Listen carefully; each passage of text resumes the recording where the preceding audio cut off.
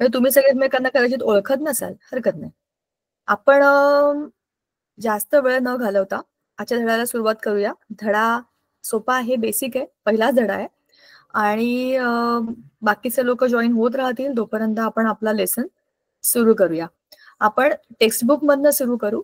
त्याच्या इम्पॉर्टंट पार्ट्सला आपण काय काय आहेत ते डिस्कस करू आणि तुम्ही ते तुमच्याकडे नोट डाऊन नक्की करा. टेक्स्टबुक आहे ना सगळ्यांकडे?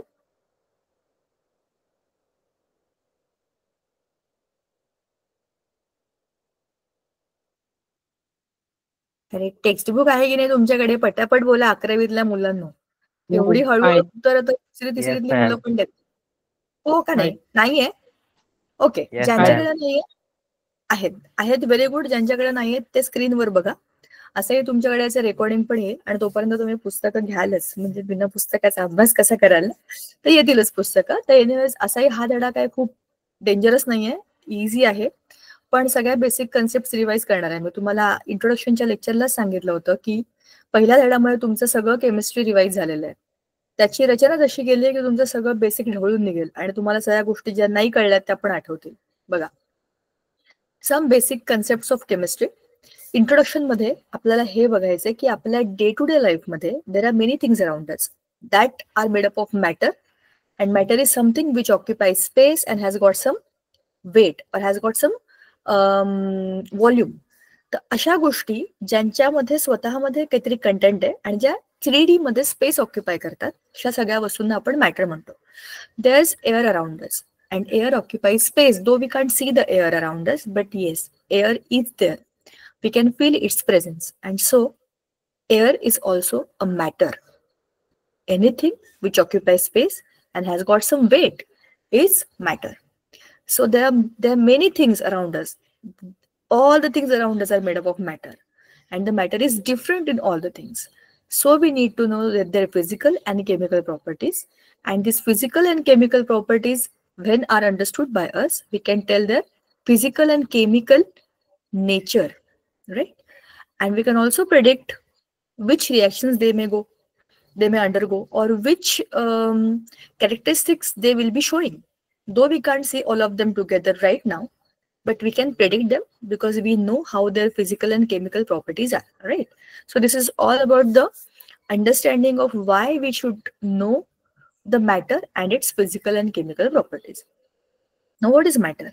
You have already learned earlier that matter occupies space and has got mass. This is nothing but the definition of matter. Matter occupies space and has mass. Underline or highlight it. And matter can be classified into pure substances, mixtures on the basis of their chemical composition.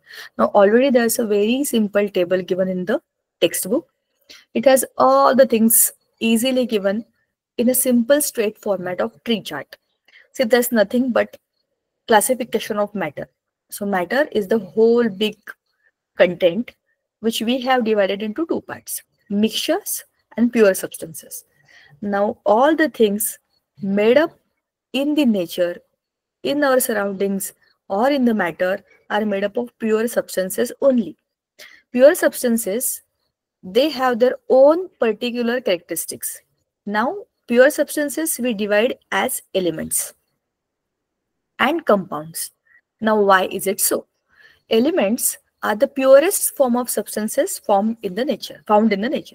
For example, we have gold, copper, silver, which are there in the ores. We get them directly from the nature, right? So they are the purest form of elements that we directly use. Obviously, we clean them, we purify them. There is entire metallurgy to get the purest form of gold, and the gold ornaments that we use, the jewelry that we use may be made up of silver. We have to follow some procedure to get the purest form of the metals. So these metals are nothing but the elements, right? So again, these elements are classified as metals, non-metals, metalloids. Now, where do you find them? In the periodic table.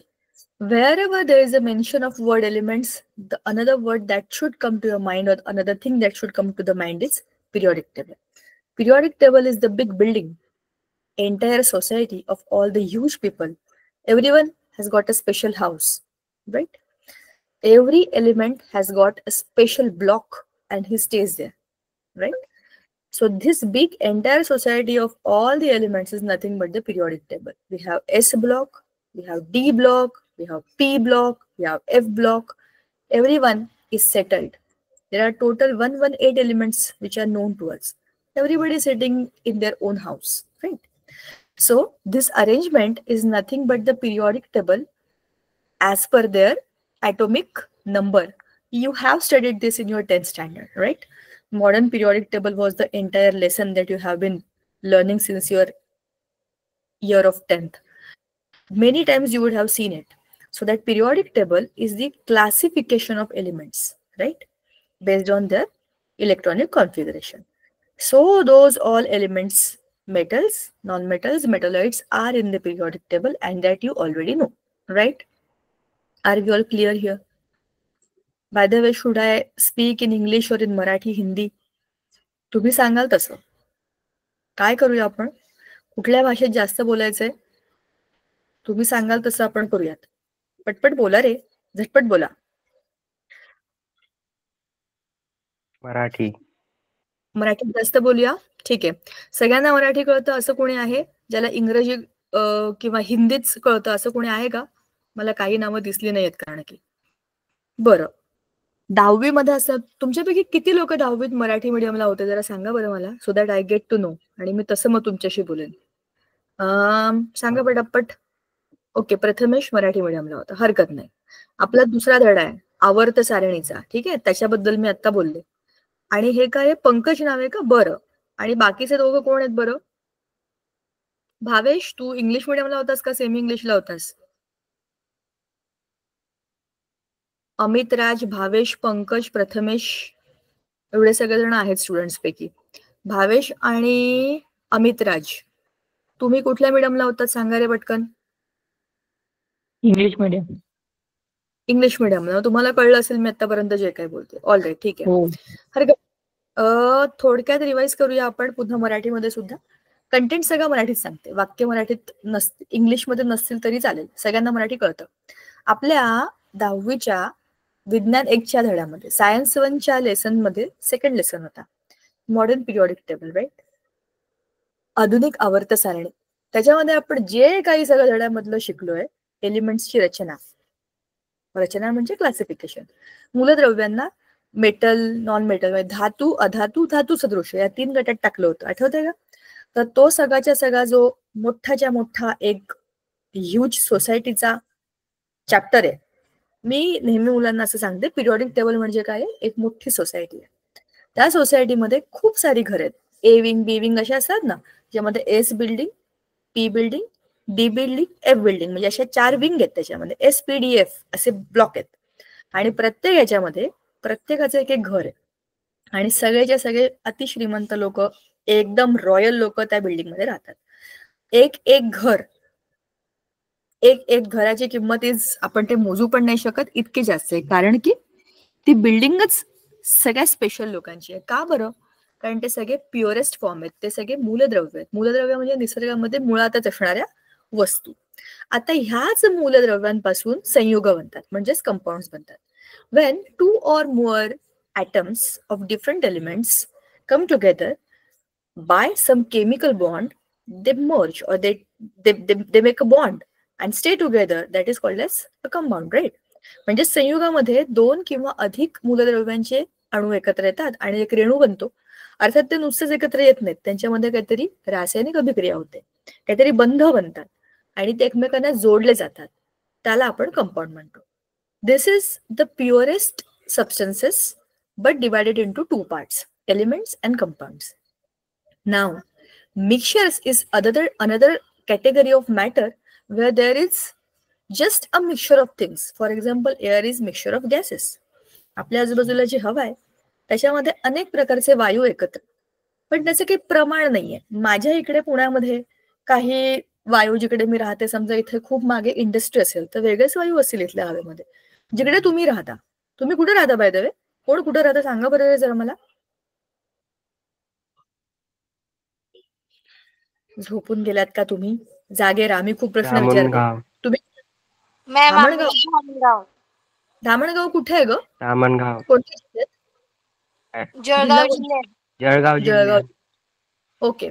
मग जळगावच्या इकडे तिथे अशी खूप जास्त industry नाहीये समजा, पण तिथे काही मळे असतील किंवा साखर कारखाने किंवा केळीचेच काही उद्योग त्याच्यावर रिलेटेड समजा असं काही आपण ऍझ्युम केलं तर तशा किंवा MIDC एरिया तो तर सगळीकडेच असतो, हो की नाही.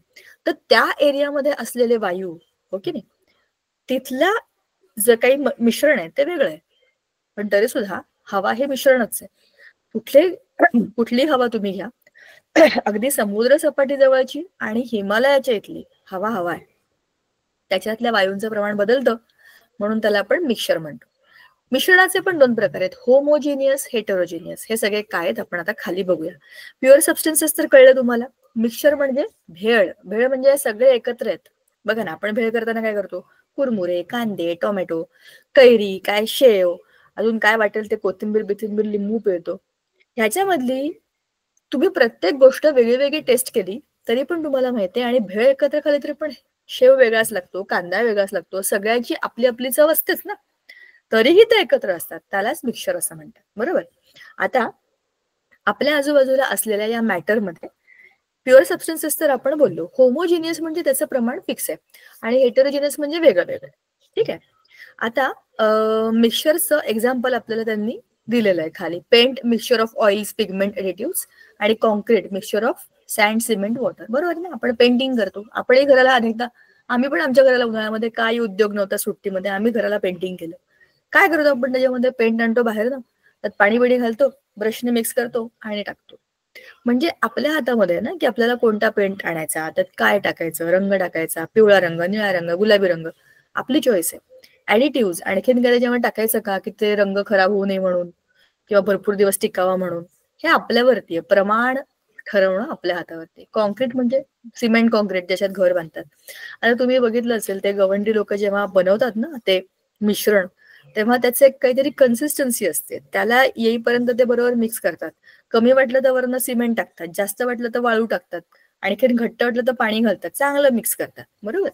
कारण की त्या कॉन्क्रीटने तुमच्या विटा एकमेकांवर चिटकवायच्या असतात, पण ते शेवटी मिश्रण आहे, त्याचं काही असं स्पेसिफिक प्रमाण नाही, 3:1, 2:4 असं काहीही ते नाहीये, ठीक आहे. आता केमिस्ट्री आपण मागच्या वेळेला बोललो होतो, मी तुम्हाला आधीच म्हटलं होतं, केमिस्ट्री इज अराउंडच अँड इनसाइडच. हे सगळं आपण मागच्या वेळेला बोललोय, म्हणून आपल्याला ह्याचा माहिती असलाच पाहिजे हा सगळा अभ्यास, की काय बाबा केमिस्ट्री आपल्या आजूबाजूला, हवेत पण केमिस्ट्री आहे, आपल्या अंगात केमिस्ट्री आहे, ज्या वस्तू आपण वापरतो, साधा हा फोन, हा कसला तरी बनलाय, कशाचा तरी बनलाय म्हणजे झाली केमिस्ट्री. सो ह्या सगळ्या गोष्टी आपल्याला माहिती असायला पाहिजे. नेचर ऑफ केमिस्ट्री, आता आपल्याला 11वीला केमिस्ट्रीची प्रॉपर ब्रांच म्हणून आलेली आहे.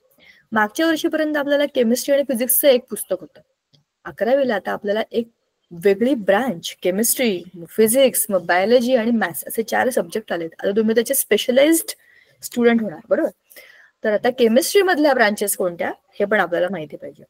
ट्रेडिशनली 5 ब्रांचेस आहेत, म्हणजे पूर्वापार पद्धतीने केमिस्ट्रीचा अभ्यास 5 ब्रांचेस मध्ये होतो. ऑर्गॅनिक, इनऑर्गॅनिक, फिजिकल, अनालिटिकल आणि बायोकेमिस्ट्री. ऑर्गॅनिक केमिस्ट्री म्हणजे सगळ्याच्या सगळ्या कार्बन कंपाऊंडची केमिस्ट्री, कार्बन हिरो आहे त्यातला. आणि असाही पूर्ण पिरियोडिक टेबल मधला कार्बन माझा फेवरेट आहे. जेव्हा आपण कार्बनचे लेसन घेऊ तेव्हा मी तुम्हाला कार्बनची स्टोरी सांगेल, ठीक आहे. तर तो कार्बन आणि त्याच्या रिलेटेड सगळ्या गोष्टी, कार्बन आणि हायड्रोजन, कार्बनचा सख्खा मित्र आहे. तो पिक्चर होता ना मुळशी पॅटर्न, तो बघितलाय का तुम्ही? तो राहुल्या आणि त्याचा तो मित्र असतो ना दुसरा, ते एकमेकांचे कसे सख्खे मित्र असतात. ह्याला प्रॉब्लेम आला की तो त्याच्याबरोबर असतोच, गण्या आणि राहुल्या. तसे कार्बनचा एक चांगला मित्र आहे गण्या, तो त्याचा राहुल्या आणि गण्या म्हणजे कार्बन हायड्रोजन आहेत, बरोबरच असतात. ते ऑर्गॅनिक केमिस्ट्री. मग इनऑर्गॅनिक केमिस्ट्री काय, कार्बन आणि हायड्रोजन सोडून, म्हणजे कार्बन सोडून स्पेशली जे काही सगळं उरलं ते सगळं इनऑर्गॅनिक केमिस्ट्री. इनऑर्गॅनिक केमिस्ट्रीमध्ये खूप इंटरेस्टिंग गोष्टी आहेत. तुम्हाला असं वाटेल सगळ्यात महत्वाची गोष्ट ऑर्गॅनिक केमिस्ट्री, त्याच्यामधनं औषधं बनतात, त्याच्या इंडस्ट्री आहेत, पण इनऑर्गॅनिक केमिस्ट्रीमध्ये रंग आहेत. इनऑर्गॅनिक केमिस्ट्रीमध्ये खूप साऱ्या अशा थिओरॉटिकल गोष्टी आहेत, स्ट्रक्चर आहे, ऍटमचं स्ट्रक्चर आहे आणि इक्वेशन आहे. त्याच्यामुळे इनऑर्गॅनिक केमिस्ट्री खूप लोकांना असं वाटतं काय काय इनऑर्गॅनिक केमिस्ट्री, पण inorganic chemistry is a magic. Organic chemistry synthesis आहे, इनऑर्गॅनिक केमिस्ट्री मॅजिक आहे. कसं? जेव्हा ते लेसन्स घेऊ तेव्हा मी तुम्हाला सांगेन. हे धडे आहेत आपल्याला. खाली आहेत ना एस ब्लॉक, पी ब्लॉक, त्यातले एलिमेंट्सचे आपल्याला स्पेशल धडे आहेत. फिजिकल केमिस्ट्री हा फिजिक्सला मॅच करणारा पण केमिस्ट्रीचा भाग आहे. ह्याच्यामध्ये खूप सारी इक्वेशन्स असतात, त्याचे प्रॉब्लेम्स असतात आणि मग हे सगळे कशाचे असतात? केमिस्ट्रीचे असतात. ह्याच्यामध्ये पण एन्थॅल्पी बिनथॅल्पी असतं. उष्णता किती घेतली, किती दिली, अशा पद्धतीची इक्वेशन्स असतात. क्रॉडिंजर इक्वेशन असतं, असं बरंच काही असतं. जिकडे जिकडे इक्वेशन आहेत तिकडे तिकडे तुम्हाला काहीतरी व्हॅल्यू टाकता येतात आणि ते सिद्ध करावी लागतात. आणि मग ती फिजिकल केमिस्ट्री कधी कधी डोक्याला ताप होऊन जाते की ते कळतच नाही कुठे काय चाललंय. कारण की काही अवजड लेवलच्या गोष्टी याच्यामध्ये क्वांटम केमिस्ट्री, अमुक तमुक धमुक फिजिकल केमिस्ट्रीमध्ये येतं. मग आहे अॅनालिटिकल केमिस्ट्री, तो चौथा भाग आहे. इथे तो 5वा दिलाय, पण सगळ्यात महत्वाचा भाग आहे अॅनालिटिकल केमिस्ट्री. अॅनालिसिस करणं म्हणजे एखादी गोष्ट आपल्याकडे आली, तिला चेक करणं, त्याच्या प्रॉपर्टीज शोधून काढणं आणि त्याच्यावरती काम करणं म्हणजे अॅनालिटिकल केमिस्ट्री. आपल्या इंडस्ट्रीमध्ये HPLC, GC असे वेगवेगळे मोठे मोठे इन्स्ट्रुमेंट असतात. एखादं छोटंसं सॅम्पल जरी त्याच्या टेस्टिंगला लागलं तरी त्याच्यामध्ये काय काय आहे? क्रोमॅटोग्राफी म्हणजेच आपल्या धड्यामध्ये होतं क्रोमॅटोग्राफी, कधीतरी आपण शिकलोय. ते पाणी असं वरती वरती चढतं आणि त्याच्यामध्ये ते रंग वेगळे वेगळे होतात, बरोबर? ती क्रोमॅटोग्राफी आहे. त्याचंच हाय प्रेशर लिक्विड क्रोमॅटोग्राफी, ह्याचं वर्जन, हे जे वर्जन आहे ते इंडस्ट्रीजमध्ये वापरतात. त्याच्यानंतर कार्बन डेटिंग, अशा वगैरे ज्या इन्स्ट्रुमेंटल गोष्टी आहेत त्यात तुम्ही सॅम्पल टाकता आणि तुम्हाला रिझल्ट मिळतो. ही अॅनालिटिकल केमिस्ट्री आणि याच्यामध्ये ऍप्लिकेशन आहे. तुम्ही जे जे काही सगळं अभ्यास कराल, ऑर्गॅनिक, इनऑर्गॅनिक, फिजिकल, बायोमध्ये ज्याचा सगळ्याचा अभ्यास कराल, सगळ्याचं ऍप्लिकेशन अॅनालिटिकलमध्ये येतं. आणि बायोकेमिस्ट्री म्हणजे नावातच बायोलॉजी प्लस केमिस्ट्री, अर्थ समोर समोरच आहे. ती केमिस्ट्री जी बायोलॉजीमध्ये असते, आपल्या बॉडीमधली, आपल्या सेलमधली, औषधांमधली, जिथे जिथे कुठे लाईफचा संबंध येतो केमिस्ट्रीशी, तिथे तिथे बायोकेमिस्ट्री येऊ शकते. आता ह्या सगळ्या ब्रांचेस आपल्याला का माहिती असायला पाहिजे? याच्यावर धडेत आपल्याला पुढे, आणि ह्याचाच उपयोग पुढे जाऊन तुम्ही करणार. तुम्ही जसं जसं केमिस्ट्रीमध्ये डोकं खर्च कराल तुमचं, तुम्हाला जर केमिस्ट्री हा माझं आयुष्यच केमिस्ट्री असं वाटायला लागलं तर मग केमिस्ट्रीतलं तुम्ही काय करणार हे तुम्हाला माहिती असलं पाहिजे. ठीक आहे. आता ह्याच्यामध्ये ह्या सगळ्या गोष्टी आपल्याला अंदाजासाठी दिलेल्या आहेत. खाली हे तुम्ही जेव्हा वाचाल तेव्हा तुम्हाला समजेल. पुढे या धड्याच्या इथल्या बाजूला आपल्याला काय दिलंय? प्युअर सबस्टन्सेस वर्सेस मिक्सचर्स, ते आपण आत्ताच मगाशी वाचलं. ते असं वरून खाली आहे, ठीक आहे. आणि प्युअर सबस्टन्सेस आपण मगाशीच बोललो कोणत्या कोणत्या असतात ते, मेटल्स, नॉन मेटल्स आणि मेटलॉइड्स, बरोबर ना? आणि कंपाऊंड्स. आता मेटल्स, नॉन मेटल्स, मेटलॉइड्सच्या प्रॉपर्टीज काय आहेत? Very simple. मेटल्स, अच्छा, पिरियॉडिक टेबल आठवं वगैरे तुमचे? पिरियॉडिक टेबलमध्ये पी ब्लॉक एलिमेंटचा जो कोपरा आहे तिकडचा, मेटलॉइड्सच्या पुढचा, त्याच्या अलीकडेपर्यंत सगळ्याच्या सगळे मेटल्स आहेत. पिरियॉडिक टेबल मधले जे असे भारी लोक आहेत ना, ते सगळे मेटल्स आहेत. मेटल्स कसे बघा, तुम्हाला आता जरा मी शेअरिंग स्टॉप करते because I want to see all. जरा कॅमेरा ऑन करा तुम्ही लोक, मला जरा बघू द्या तुम्हाला किती कळतंय. बघा, एखाद्या ठिकाणी जेव्हा आपण जातो, काही लोक एकदम असे इम्प्रेसिव्ह असतात, म्हणजे असे छान असे हिरो सारखे असतात, लोकांना मदत करतात, शायनिंग बिनिंग मारतात, चकाकी असतात त्यांना, चकाकी. ते एकदम स्ट्रॉंग असतात, कोणापुढे वो किसी के आगे हात नाही टेकते, त्यांच्यामध्ये स्वतःची पॉवर असते आणि ते काहीही करू शकतात. अशा मल्टिपल गोष्टी करणारे जे लोक असतात ते सगळे हिरो लोक असतात, ते सगळे मेटल्स असतात. पिरियॉडिक टेबल मधले मेटल्स बघा ना, त्यांना शायनिंग आहे, ते लोकांची मदत करतात, म्हणजे इलेक्ट्रॉन देऊनच टाकतात की तुम्ही घ्या, तुमचे सुखी राहा, आम्ही आमचे आहोत तसे सुखी आहोत, बरोबर? ते देतात आणि म्हणून स्वतः खुश राहतात, बरोबर ना? म्हणजे असे लोक हिरो मटेरियल असतात ना. पण पिक्चर बघता ना तुम्ही, कुठल्या पण पिक्चर मधला हिरो बघा, असं कोणी असतो की कोणाला मदत करत नाही, कोणाशी बोलत नाही, सगळ्यांशी भांडतो, असा वगैरे नसतो. एकदम चांगला असतो, उलट नको नको त्या गोष्टी करेल इतक्या चांगला असतो. सो असे सगळे ते मेटल्स असतात, इलेक्ट्रॉन देऊन टाकतात. शिवाय ते कंडक्टर्स असतात, good conductors of heat electricity. तिसऱ्याच कोणाचा तरी काहीतरी प्रॉब्लेम असेल, तो चौथ्याच कोणासाठी तरी जाऊन तो सॉल्व्ह करतो, इतके ते चांगले असतात. नंतर त्यांना स्वतःचा एक साऊंड असतो, त्याला आपण सोनोरस असं प्रॉपर्टी म्हणतो. ती प्रॉपर्टी आहे सोनोरस, एक नादमयता असते. बघा, स्टीलचा चमचा, स्टीलचा ग्लास एकमेकात वाजवून बघा, असा टम सारखा आवाज येतो. किंवा घंटा आपण देवळातली जेव्हा वाजवतो एक विशिष्ट आवाज येतो, हो की नाही? तर तो जो आवाज आहे ती प्रॉपर्टी आहे कसली? मेटल्सची. त्याला आपण म्हणतो सोनोरस. ठीक आहे. म्हणजेच बघा ना, पिक्चर मधले हिरो गाणी बिणी म्हणतात, ते छान गातात ते. म्हणजे जरी ते सिंगर नसेल तरी पण ते दाखवतात ना की ते डान्स करतात, ते गाणी म्हणतात, ते काहीही करू शकतात. म्हणून मेटल्स आणि पिरियॉडिक टेबल मधले मॅक्झिमम सगळे मेटल्स आहेत. सगळे एस ब्लॉक, पी ब्लॉक, खालचे नाही, S block, D block, F block आणि अर्धे पी ब्लॉक मेटलॉइड्स आणि त्याच्या पुढचे सोडले तर बाकी सगळे कोण आहेत? मेटल्स आहेत. ठीक आहे, इथपर्यंत कळलं का? आता मेटल्स, नॉन मेटल्स आणि मेटलॉइड्सच्या प्रॉपर्टी तुम्हाला सोप्या जाणार नाहीत का? बघा किती सोप्या आहेत. मेटल्स काय करतात? त्यांना शाईन असते, म्हणजेच लश्चर, हीट कंडक्ट आणि इलेक्ट्रिसिटी कंडक्ट करतात. त्यांच्या वायर बनवू शकतात, त्यांच्या शीट बनवू शकतात आणि ते काय असतात? कॉस्टली असतात. हिरो मटेरियल असं कॉस्टली असतं की नाही? बघा ना, सोनं किती महाग आहे, चांदी महाग आहे, ते प्लॅटिनम त्याच्याहून महाग आहे. साधी आपण तांब्याची भांडी, पितळेची भांडी घेतो ती पण महाग आहे. का? कारण त्यांच्यामध्ये हे सगळे गुणधर्म आहेत. म्हणजेच मेटल्स हे एकदम असे शायनिंग वाले लोक असतात. Mercury is the only liquid metal at room temperature. हे पण लक्षात ठेवायचं आपण. मर्क्युरी म्हणजे पारा, पारा थर्मोमीटर मध्ये असतो. आता हे झालं मेटल्स. आता नॉन मेटल्स कोण आहेत? जसे आपल्या पिक्चरमध्ये हिरो असतात तसेच आपल्या पिक्चरमध्ये विलन पण असतात की नाही? ते टेन्शन देणारे लोक असतात. ते फक्त घेतात घेतात घेतात, त्यांना स्वतःची काही शायनिंग नसते. मोस्टली पिक्चर मधले विलन असे एकदम असे कसे तरी दिसणारे, लोकांना त्रास देणारे, त्यांचे पैसे, संपत्ती बिंपत्ती लुटून टाकणारे, म्हणजे घेणारे घेणारे घेणारे. आणि ते कोणाचीच मदत करत नाहीत. ते पुअर कंडक्टर्स असतात, हीट आणि इलेक्ट्रिसिटीचे. आणि तर तुम्ही मारा, ठोका, काही करा, पण ते तसेच राहतात. त्यांचं काहीच होऊ शकत नाही, तुटून जातात ते. पण तसे मेटल्स नसतात. त्यांना तुम्ही मारलं, काही केलं तरी पण ते नवीन फॉर्म मध्ये लोकांना मदत करतात. नॉन मेटल्स तुटूनच जातात. म्हणजेच त्यांना स्वतःची लश्कर नाही. They are poor conductors of heat and electricity. They cannot be hammered into sheets and drawn into wires because they are brittle. शिवाय त्यांच्यामध्ये असा कुठला आवाज येत नाही. आणि म्हणूनच ते काय आहेत? मेटल्सचे एक्झॅक्टली अपोजिट आहेत. त्याचे एक्झाम्पल्स आहेत आयोडीन, नायट्रोजन, कार्बन.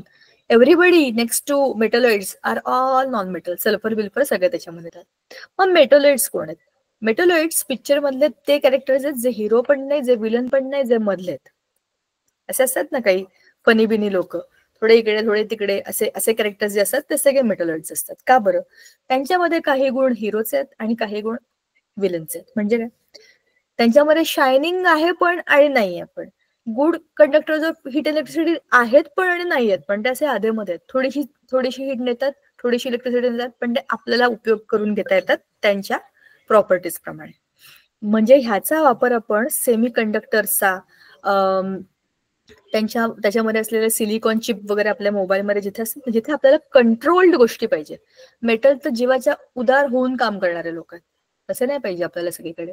मग तिथे आपल्याला मेटलॉइड्स लागतात. समजलं? आता कंपाऊंड्स म्हणजे काय? Compounds are the pure substances which can be broken down into simpler substances by ordinary chemical changes. म्हणजेच काय? कंपाऊंड्स प्युअर सबस्टन्सेसचे बनलेले आहेत पण त्यांच्यामध्ये काहीतरी केमिकल बॉन्ड आहे. मग तुम्ही त्यांना you can break them down into simpler substances by ordinary chemical changes. तुम्हाला काय खूप जगावेगळं काहीतरी खूपच भयंकर त्यांना ट्रीटमेंट द्यायची गरज नाहीये. You just have to give chemical treatment to them and they will separate. You will get the pure substances which they are made up of. आता याच्यामध्ये 2 किंवा अजून जास्त एलिमेंट असतात आणि त्याच्यामध्ये फिक्स प्रपोर्शनने ते केमिकल बॉन्डने एकमेकांना बांधले गेलेले असतात. So mixture contains 2 or more substances in no fixed proportion. आता आलं मिक्सचर, जसं आपण बोललो होतो तसं, बरोबर? आता ह्याच्यामध्ये आपण बोललो होतो होमोजिनियस आणि हेटेरोजिनियस. In heterogeneous mixtures, the molecules of the constituents are not uniformly mixed throughout the bulk. For example, suspension of the insoluble solid or liquid. हेटेरोजिनियस ते पूर्णपणे मिक्स नाही झालंय. खूपदा बघा आपण वाळू आणि पाणी बिणी समजा ह्याचं आपण मिक्सचर केलं आणि त्याला चांगलं ढवळलं आणि ठेवून दिलं, तर वरती वरती काहीतरी तर रंगतं, खाली काहीतरी जाऊन बसतं. ते हेटेरोजिनियस मिक्सचर आहे, ते एकत्र नाही. होमोजिनियस मिक्सचर कम्प्लीट मिक्सचर आहे. जसं दूध आहे, दुधामध्ये सगळीकडे पांढऱ्या रंगाचं तुम्हाला जेव्हा लिक्विड दिसतं त्याच्यामध्ये फॅट्स आहेत, त्याच्यामध्ये प्रोटीन्स आहेत, पण तुम्हाला दिसत नाहीत ना वेगळे वेगळे झालेले. ते होमोजिनियस मिक्सचर आहे. ठीक आहे. आपण सरबत बनवतो. त्या सरबतामध्ये जे काही समजा आता माझ्याकडे कोकम सरबत आहे. कोकम सरबताच्या बॉटलमधलं लिक्विड घेतलं, त्यात पाणी घातलं, मिक्स केलं. कोकम सरबत त्याच्यामध्ये पूर्णपणे होमोजेनाइज होईल. म्हणजे काय होईल? पाण्याच्या मॉलिक्युल्सच्या मध्ये कोकम सरबतचे मॉलिक्युल्स जाऊन बसतील आणि ते एकत्र दिसेल. असं वाटणारच नाही की यात पाणी घातलंय. याला आपण म्हणतो होमोजिनियस मिक्सचर. ठीक आहे. आता स्टेट्स ऑफ मॅटर हे तर आपण अगदी लहानपणापासून शिकलोय. There are 3 states of matter: solid, liquid, gaseous. बरोबर. सॉलिडचे पार्टिकल, लिक्विडचे मला सांगा तुम्हीच आता, मी नाही हे सांगत. चलो tell me. Solid, liquid, gaseous. कोणतरी पटकन बोला. सॉलिड, लिक्विड, गॅसेस बद्दल सांगा रे. ह्या स्टेट्स ऑफ मॅटर म्हणजे तुम्हाला काय माहितीये? माहिती आहे का नाही? का मीच सगळा अभ्यास करू? ऐसा नहीं चलेगा भैया, फटाफट बोलने का. काय असतात?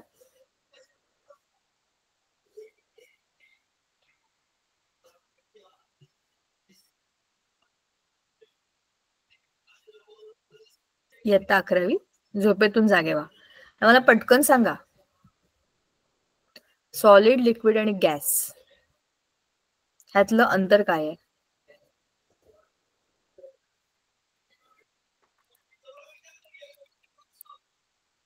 कोणालाच नाही माहिती? कमाल आहे. असं कसं होऊ शकतं? स्टेट्स ऑफ मॅटर सांगा रे मला पटकन. त्याचे गुणधर्म काय आहेत?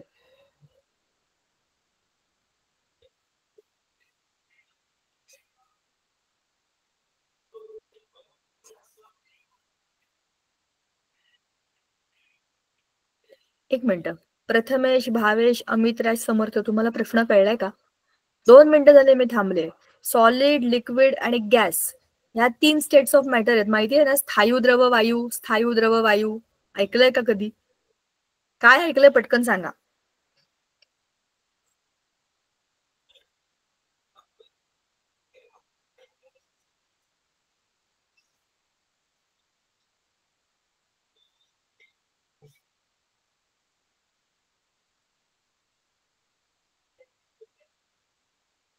मी समोर आहात का नुसतंच बटन ऑन करून कुठेतरी फिरताय?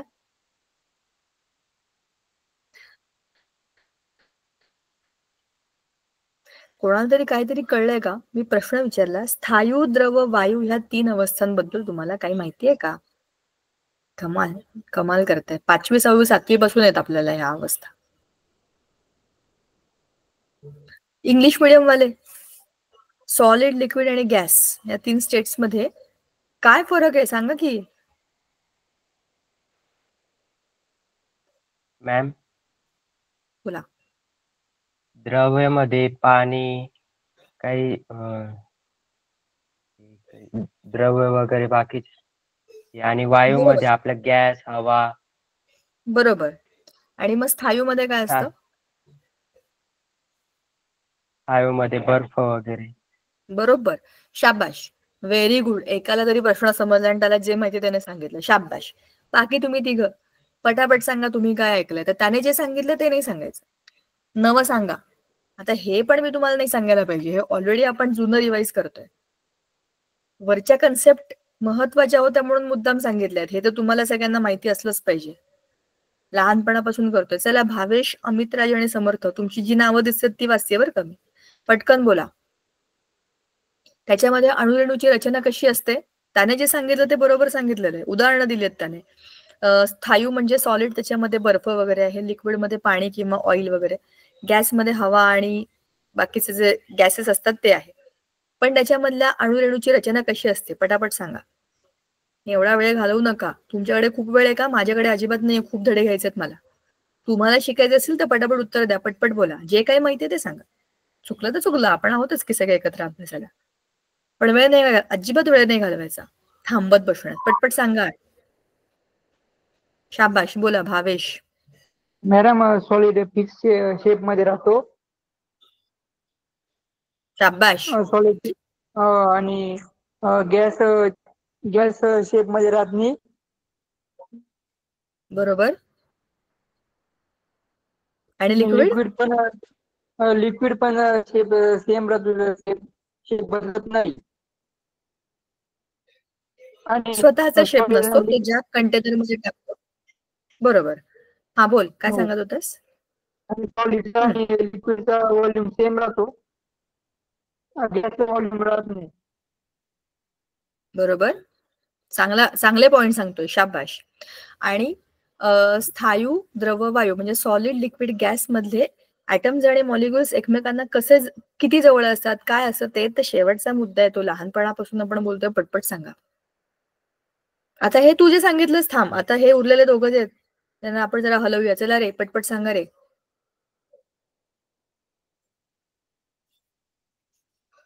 असं समजू नका मी तुम्हाला सोडून देईन, पटकन सांगायचं. अमित, राज आणि समर्थ, तुम्ही दोघंच बाकी आहेत आता.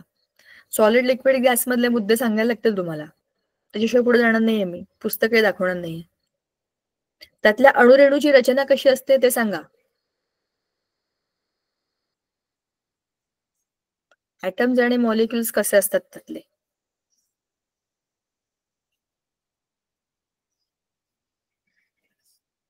मला दादा असं वाटतं हे दोघं इकडे नाहीयेत. चला, तुम्हाला दोघांना तरी आठवत आहे का, सॉलिड, लिक्विड आणि गॅस याच्यामध्ये ऍटम्स आणि मॉलिक्युल्सची अरेंजमेंट कशी असते, अणू आणि रेणूची रचना कशी असते. सोपं आहे बघा. स्थायू म्हणजे आपण वर्गामध्ये एकमेकांच्या चिटकून चिटकून बसलेलं लेक्चर सुरू आहे अशी कंडिशन असते. स्थायू त्यातले ऍटम्स आणि मॉलिक्युल एकमेकांना चिटकून बसलेले आहेत, जवळ जवळ, काही अंतरच नाहीये, म्हणून त्याला स्वतःचा एक विशिष्ट आकार आहे. बरोबर. जेव्हा ह्याच अणुरेणूंना थोडीशी उष्णता देतो आपण, तेव्हा काय होतं, त्यांच्यातलं अंतर वाढतं आणि मग ते हळूहळू वितळायला लागतं, जसं की बर्फाचं पाणी होतं. पाण्याला स्वतःचा आकार नाही, आपण त्याला ज्या भांड्यात टाकू तसा आकार तो देतो, पण त्याला स्वतःचा व्हॉल्यूम आहे. आकार नाही, पण आकारमान आहे. ठीक आहे.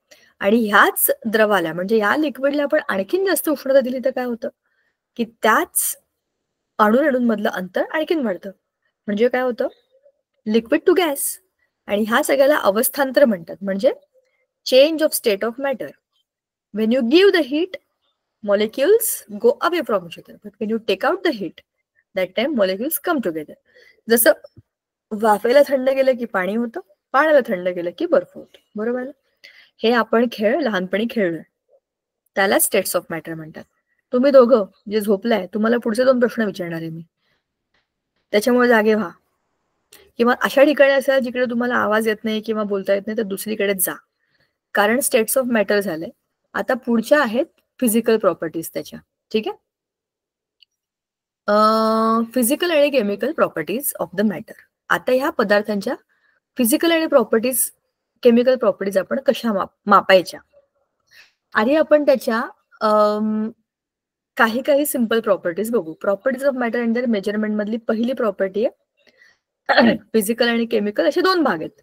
आणि आपण आता त्याचं जनरल प्रॉपर्टीज, फिजिकल प्रॉपर्टीज म्हणजे कोणत्या, ज्या भौतिक आहेत, त्याचा कलर कसा, त्याचा रंग कसा, त्याचा मेल्टिंग पॉईंट, बॉइलिंग पॉईंट, त्याची डेन्सिटी, ह्या फिजिकल प्रॉपर्टी.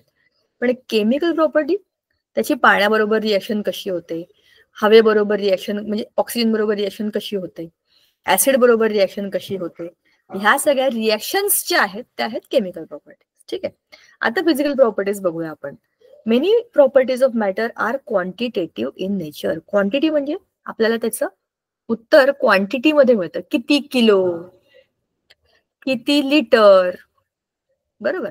असं जे आहे त्याचं क्वांटिटेटिव्ह मेजरमेंट आपल्याकडे आहे, आणि त्या स्टँडर्ड्सला आपण धरून त्याचं जे मेजरमेंट करतो ते आपण SI युनिट्स प्रमाणे मोजतो. आता ते काय सगळं बघूया आपण. SI युनिट्स म्हणजे इंटरनॅशनल स्टँडर्ड्स ऑफ युनिट. बघा, many properties of matter such as mass, length, area, pressure, volume, time etcetera are quantitative in nature. Underline करा आणि हायलाइट करा.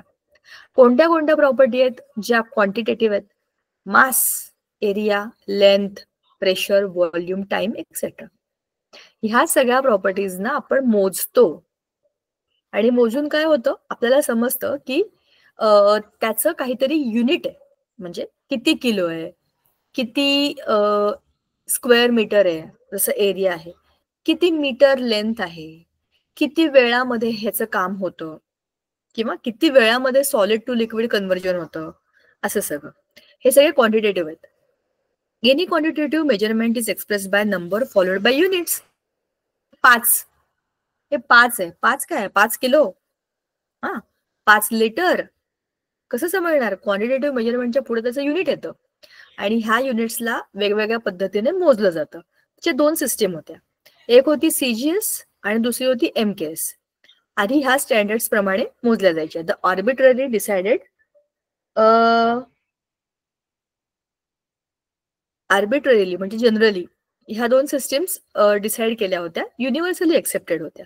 आणि दे आर सेव्हरल सिस्टीम्स, ज्यातली महत्वाची आहे CGS म्हणजे सेंटीमीटर, ग्राम्स आणि सेकंड्स. अंतर कशात मोजायचं? सेंटीमीटर मध्ये, लेंथ सेंटीमीटर मध्ये, ग्राम मध्ये वजन आणि सेकंड्स मध्ये टाइम. दुसरी होती FPS म्हणजे फूट, किती फुटाचं अंतर. पाऊंड, तर छोटं बाळ, तू काय 3.5 पाऊंडाचं बाळ, 5.5 पाऊंडाचं बाळ असं काहीतरी म्हणतात. जनरली 2.8 kgचं बाळ असं आपल्याला आजकाल सांगतात, पण पूर्वी पाऊंडामध्ये मोजायचं. मला कळायचं नाही की काय पाऊंडामध्ये. माझं पण कॅल्क्युलेशन पाऊंडात केलं होतं. आय डोंट नो माझ्या आईला कसं कळलं असेल. आणि S सेकंदामध्ये. आणि MKS म्हणजे मीटर, किलोग्रॅम, सेकंड्स. पण ह्या सगळ्या वेगवेगळ्या सिस्टम्स आहेत. SI युनिट मध्ये आता काय करायचंय? The general conference of weights and measure proposed metric system. General conference of weights and measurement. आता ही कॉन्फरन्स पूर्ण जागतिक लेवलची होती. जगातल्या सगळ्या लोकांनी याला मान्यता दिली आणि revised metric system. Metric system म्हणजे 10 दशमान पद्धती. 10 हिशोबाने वाढवायचं. They are called as international system of units, that is SI unit. त्याला आपण अंडरलाईन करून टाका. SI युनिट म्हणजे international system of units. The metric system, which originated in France in late 18th century, was more convenient as it was based on the decimal system. बरोबर ना? 10, मग 100, मग 1000, 10 म्हणजे 10च्या पुढे 000 वाढवत गेले की डेसिमल वाढत गेला ना. असं करून त्यांनी ते जे वाढवलं ते सगळ्यांसाठी मोजमाप करायला सोयीस्कर आहे असं लोकांना कळलं, म्हणून त्यांनी SI सिस्टीम मध्ये डेसिमल पद्धत वापरली. Origin was in France. ठीक आहे. The SI system has 7 base units. आता हे SI सिस्टीम पूर्ण जागतिक दर्जाच्या लोकांनी सगळ्यांनी एकत्र येऊन बनवलेले आहेत. तर त्याच्यामध्ये 7 बेसिक युनिट आहेत आणि हे आपल्याला माहिती असायला पाहिजे. तुम्ही हे वापरा नका वापरू, पेपरमध्ये येईल नाही येणार, पण हे तुमच्या नॉलेजसाठी गरजेचं आहे. लेंथ मीटरमध्ये मोजतात, मास म्हणजे वजन किलोग्रॅम मध्ये मोजतात, टाइम सेकंड्स मध्ये मोजतात, इलेक्ट्रिक करंट अँपियर मध्ये, थर्मोडायनामिक टेम्परेचर मोजतात केल्विन मध्ये. टेम्परेचर आपण डिग्री सेल्सिअस मध्ये मोजतो, पण इथे मोजतात केल्विन मध्ये. अमाऊंट ऑफ सबस्टन्स, त्याच्या सबस्टन्सच्या मध्ये किती कंटेंट आहे तो मोल मध्ये. आणि ल्युमिनस इंटेन्सिटी, ल्युमिनस लाईट किती पेटलेला आहे. ल्युमिनस हा जो शब्द आहे लाईटच्या इंटेन्सिटीसाठी असतो, तो आपण म्हणजे या SI सिस्टीम मध्ये मोजतात कॅन्डेलामध्ये. ठीक आहे. आता ह्यातल्या एक एक गोष्टी मला जरा तुम्हीच सांगा. मास आणि वेट ह्यातला फरक मला सांगा. हा तुम्हाला ऑलरेडी मागच्या वर्षी होता, पहिला धडा, ग्रॅव्हिटेशन, गुरुत्वाकर्षण.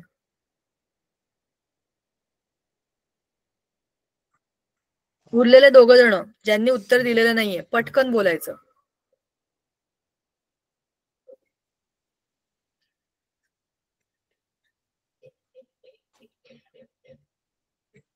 बोला.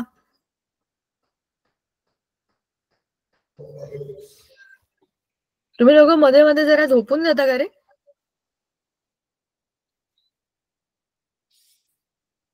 भावेश आणि तो 5वा कोण होता? एक कोणतरी मुलगी पण मध्येच बोलली होती नाही, मला तुमची नावं नाही माहितीत बाय द वे. मग अशी एक उत्तर द्यायचं बाकी होतं, कोणतरी एकाने दिलं नव्हतं. सांगा जरा मला. वजन आणि मास आणि वजन ह्यातलं अंतर सांगा.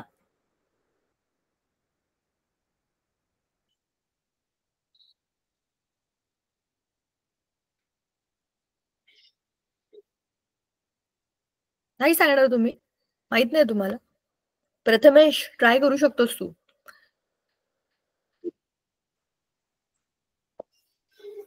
भावेश, अरे वा, बोला. मॅम मासचं युनिट ग्रॅम आहे आणि वेटचं युनिट न्यूटन. हा, पण ह्याच्यातला फरक काय आहे? म्हणजे मास आणि वेट वेगवेगळे आहेत का? हो. कसं काय? काय फरक आहे?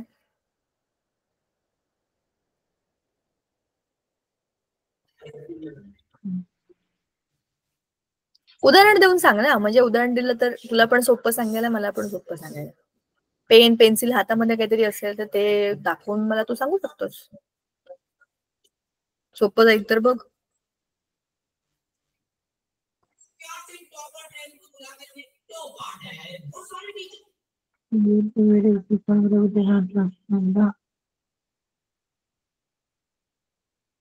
हा सांग, काय म्हणत होतास? बघा, सिंपल मी सांगते. मास म्हणजे वस्तूचं स्वतःच कंटेंट. हा फोन आहे की नाही, हा फोन. या फोनचं स्वतःच एक काहीतरी विशिष्ट वजन आहे. कसलं वजन आहे? याच्यामध्ये असलेल्या पदार्थाचं. ते आहे त्याचं मास. मॅम बोला. मी सांगू का? सांग ना, मी तर मगाशीच म्हणलं तुला जे माहितीये ते सांग. सांग. ते ठेवलंय बघ समोर. रेफरन्स साठी तुम्ही बघू शकता. सांग रे.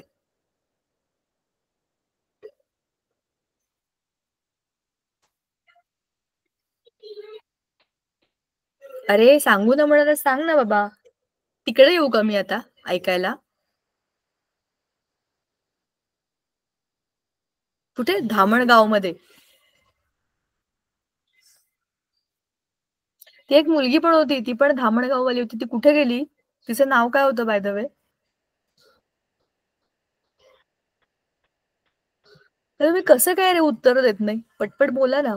नेटवर्क प्रॉब्लेम आहे का तुम्हाला? मला झोप यायला लागली बरं का. असं केलं तर मला फार मग झोप येईल. गप्पा मारल्या आणि नीट अभ्यास केला तर पटकन होईल आपला अभ्यास. मॅम हा बोल बोल बोल.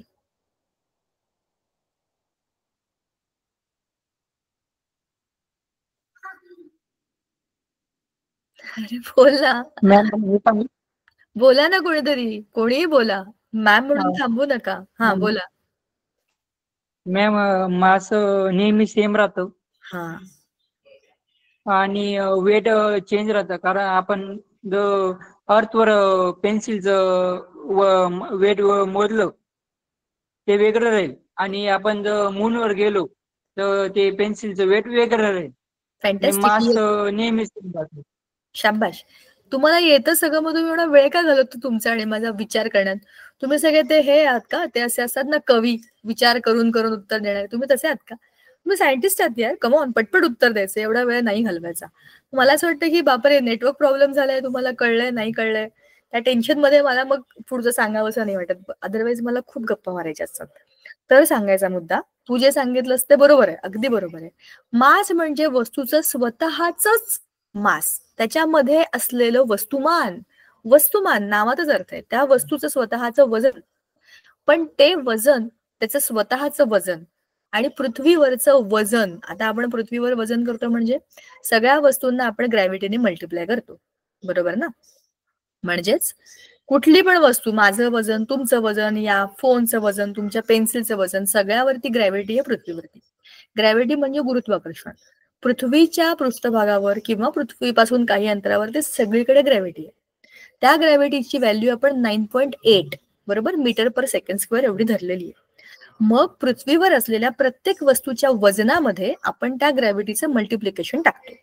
समजा माझं वजन असेल 20, माझं वस्तुमान आहे ते 20, तर 20ला मी मल्टिप्लाय करेन कशाने? ग्रॅव्हिटीने. तर जे काय येईल ते माझं वजन.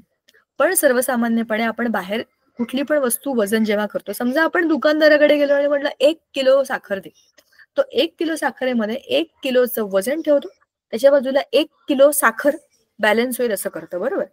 तो तिथे ग्रॅव्हिटीने मल्टिप्लिकेशन करत बसत नाही, कारण जेवढी ग्रॅव्हिटी या वजनावर लागलीये तेवढीच ग्रॅव्हिटी या पिशवीतल्या साखरेवर लागणार आहे.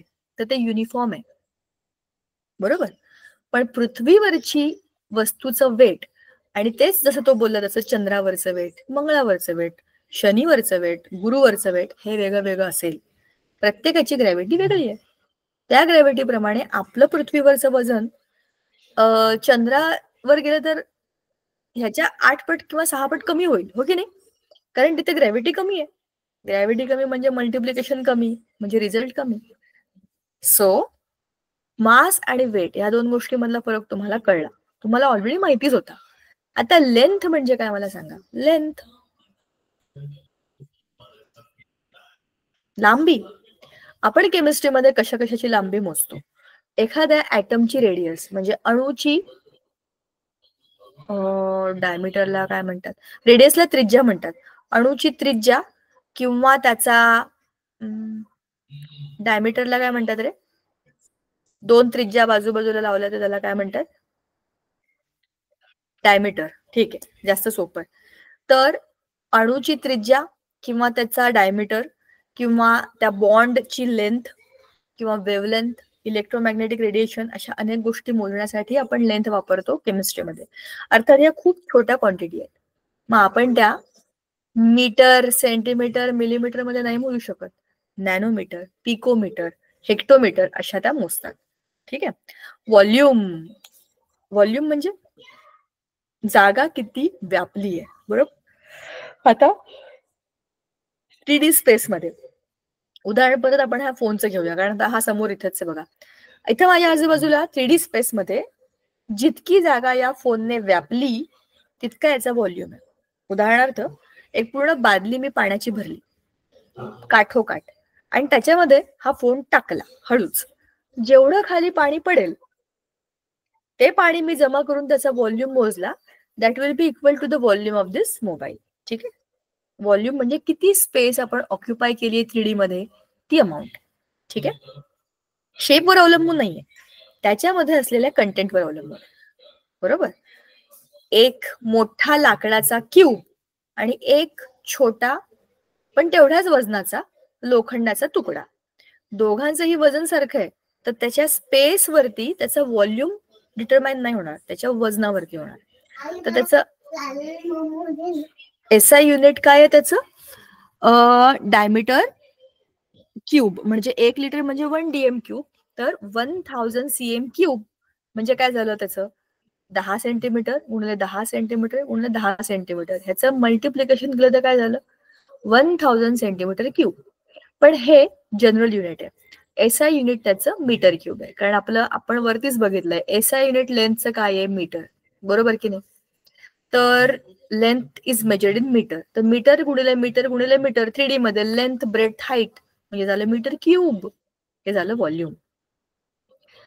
आपली याची वेळ संपली आहे बाय द वे. पुढच्या वेळेला मी तुम्हाला एक व्हिडिओ दाखवेन आणि मग हे काय आहे तुम्हाला व्हॉल्यूम डेन्सिटीचा एक व्हिडिओ मी खरं आज काढून ठेवला होता, पण तो पुढच्या वेळेला बघूयात आपण. ठीक आहे. आज आपण जे काही बोललो ते तुम्हाला कळलं का, थोडंफार तरी कळलं का, तुम्हाला ऑलरेडी माहिती होतं हे. आपण आज काय फार नवं नाही बोलतो, ऑलरेडी केलं होतं ते रिवाइज केलंय. या वेळेमध्ये पुढचे मुद्दे खूप महत्वाचे आहेत, ते आपण पुढच्या वेळेला सगळे क्लिअर करूया. ठीक आहे. भेटूया, थांबूया आता. हो का नाही ते तरी बोला. Yes ma'am. बाय, भेटूया पुढच्या वेळेला. अच्छा, थँक्यू मॅम.